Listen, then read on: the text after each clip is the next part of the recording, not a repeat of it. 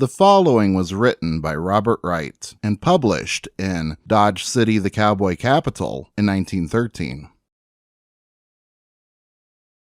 Now, to protect ourselves and property, we were compelled to organize a vigilance committee. Our very best citizens promptly enrolled themselves, and, for a while, it fulfilled its mission to the letter and acted like a charm, and we were congratulating ourselves on our success. The committee only had to resort to extreme measures a few times, and gave the hardy characters warning to leave town, which they promptly did. But what I was afraid would happen did happen. I had pleaded and argued against the organization for this reason, namely, hard, bad men kept creeping in and joining until they outnumbered the men who had joined it for the public good, until they greatly outnumbered the good members. And when they felt themselves in power, they proceeded to use that power to avenge their grievances and for their own selfish purposes, until it was a farce, as well as an outrage on common decency.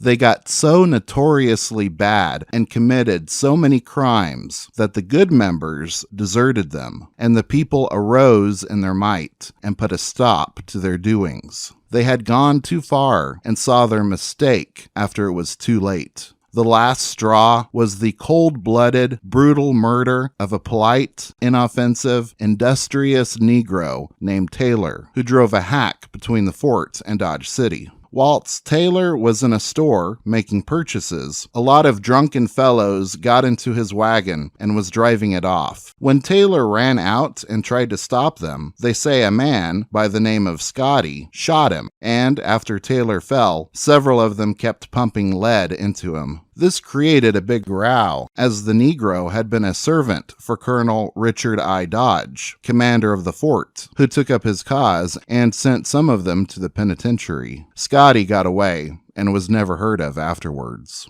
Robert Wright.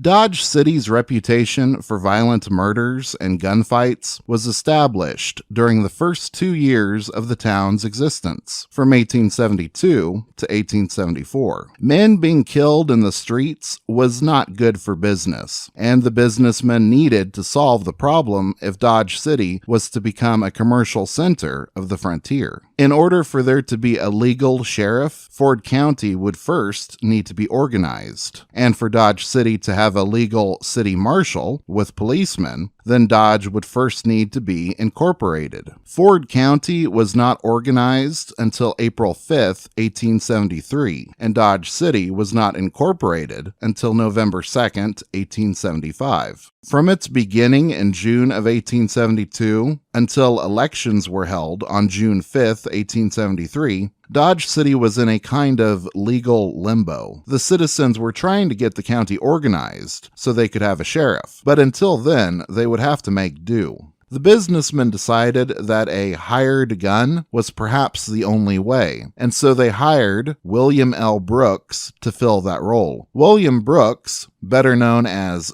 Billy Brooks, or Bully Brooks, had been the Marshal of Newton, Kansas, but by October of 1872, Brooks was in Dodge City. Brooks was good at shooting people, but proved to be a lousy lawman. On December 23rd, Brooks had a shootout with ex-railroad yardmaster Mr. Brown, in which Brown was shot in the head. The newspapers reported that Mr. Brown had been killed, but according to Robert Wright, Brown actually recovered, the ball having exited and the wound healed. On December 28th, saloon keeper Matt Sullivan was shot and killed. Some said it was Brooks who was behind the shooting. On January 17th, 1873, 3 men were killed at a dance hall. 5 or 6 men had become drunk and started to fight, which resulted in the shooting deaths of Barney Cullen, Edward Hurley, and another man by the name of Southers. No mention was made of hired gun Bully Brooks,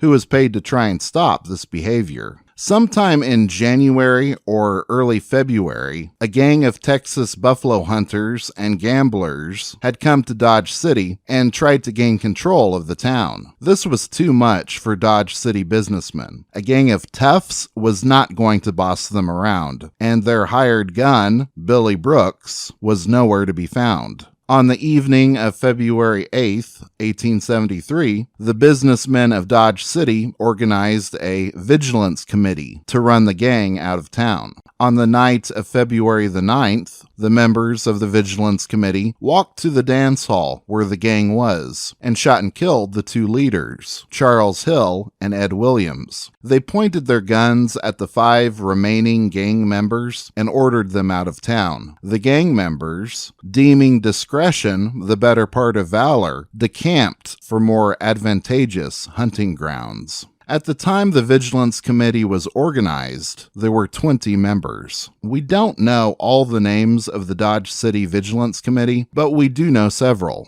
In his book, Robert Wright includes himself as one of the members, although he later became critical of the organization. We know that James Hanrahan, a buffalo hunter and saloon keeper, was a member. Tom Sherman, saloon and dance hall owner, was a member. John Scotty Scott and Bill Hicks were also members. This Vigilance Committee was a very loose-knit group of people who lived in Dodge City, businessmen and employees who did not want others running their town. There were no officers, no rigid organization, and no oversight. Even with the Vigilance Committee making the news in Dodge City, Billy Brooks was not quite done with the town. On March 4th, 1873, Brooks was in Dodge City when buffalo hunter Kirk Jordan began shooting at him. Brooks had killed a friend of Jordan's, and so the buffalo hunter was intent on revenge. Thankfully for Brooks, somebody accidentally stepped between the two, which gave Brooks time to see that someone was gunning for him and hid behind a barrel of water.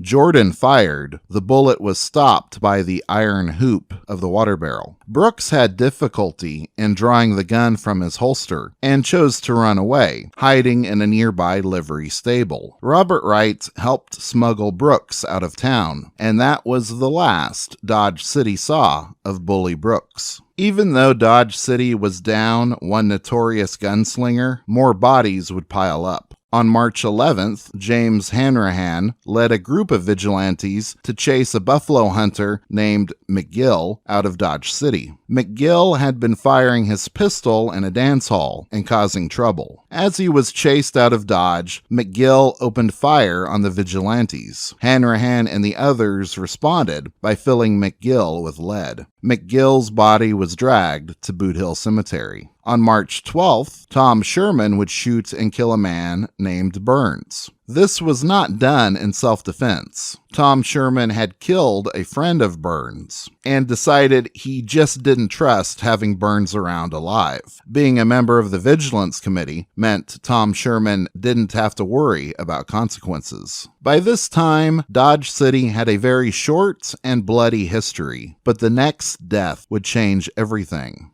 On June 4th, 1873, William Taylor was brutally murdered on the streets of Dodge City. William Taylor was an African-American from Leavenworth, Kansas, who had traveled to Fort Dodge to visit his brother, who worked for the commander. While at Fort Dodge, Taylor became interested in the transportation of freight between the military forts. He decided to stay at Fort Dodge and became a private cook for the commander at the fort, Colonel Richard Irving Dodge. Once Dodge City began, Taylor gained permission from Colonel Dodge to run a transportation service between the town and Fort Dodge. Taylor hired a man to drive a light spring wagon pulled by a pair of mules to carry soldiers, officers, and civilians to and from the fort. Besides running this wagon service, Taylor wanted to set up a restaurant in Dodge City. If his cooking was good enough for the post commander, it would have been more than enough for the hungry buffalo hunters who crowded into town. William Taylor was what early Dodge City needed, a talented entrepreneur who was was willing to work and provide much-needed services. But corruption in the Vigilance Committee had grown to the point that innocent lives were in danger, as had happened with Tom Sherman killing Burns.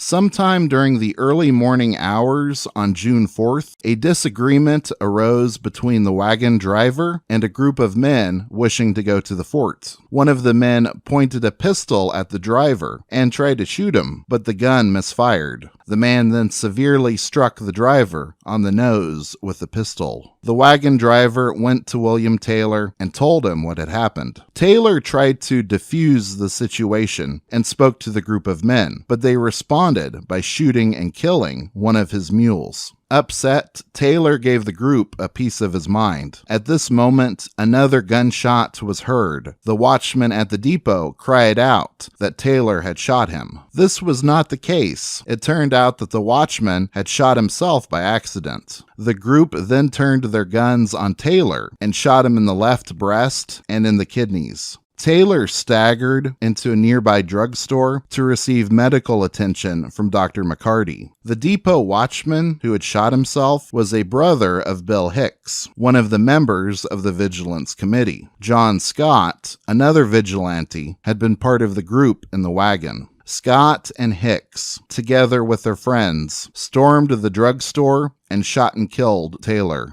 Dr. McCarty and the owner of the drugstore ran for their lives. Scott, Hicks, and the others dragged Taylor's body out into the street, where they continued to shoot his lifeless corpse. Word reached quickly to Colonel Dodge at the fort about William Taylor's murder. The colonel sent a telegram to Kansas Governor Osborne for permission to make arrests and hold the prisoners. With permission granted, the next day, a company of soldiers surrounded Dodge City and arrested 5 men involved. Bill Hicks was one of the men arrested, but John Scott escaped. The governor offered a $500 reward for the capture of Scott, but no one would claim the money. Scott disappeared, and no one knew what happened to him. Of the 5 who were arrested, the court could only find evidence to convict Bill Hicks. There was still fear in Dodge of the Vigilance Committee, and witnesses were timid to come forth and testify.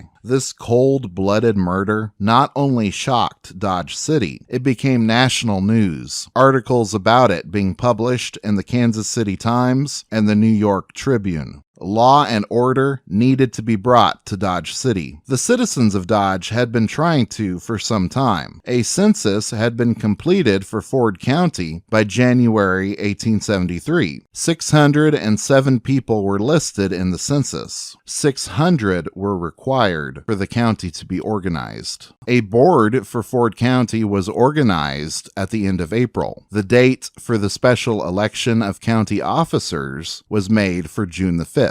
One day after the murder of William Taylor, the county election took place. Charles Bassett was made sheriff, George Cox was made judge, and P.T. Bowen and Thomas Nixon made justices of the peace. The reign of the Vigilance Committee was thankfully over. It had started as a way for the people of Dodge City to defend themselves against roaming bands of desperate men, but it had ended as the perpetrator of senseless violence.